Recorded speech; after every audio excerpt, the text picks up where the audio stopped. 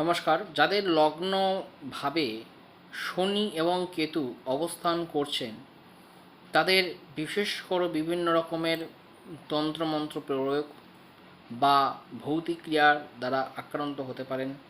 যাদের মঙ্গল খুব স্ট্রং নেই, যাদের মঙ্গল খুব পীড়িত অবস্থায় রয়েছে, তারা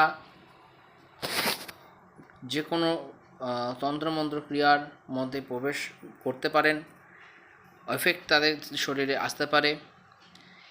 যাদের রবি, চন্দ্র এবং বৃহস্পতি অর্থাৎ দেহ, মন, আত্মা এই তিনটেই কোনো না কোনোভাবে পাপগ্রস্ত হয়ে রয়েছেন, পাপদৃষ্টি হয়ে রয়েছে, তাহলে সেক্ষেত্রেও কিন্তু আপনারা দেখবেন কোনো রকমের নেগেটিভ এনার্জি বা কোনো রকম তন্ত্রমন্ত্র প্রয়োগ আপনাদের ওপর কিন্তু খাটছে। এক্ষেত্রে উপায় হচ্ছে আপনাদেরকে মঙ্গলকে স্ট্রং করতে হবে, অর্থাৎ আপনাদের সাহসকে বাড়াতে হবে, আপনাদের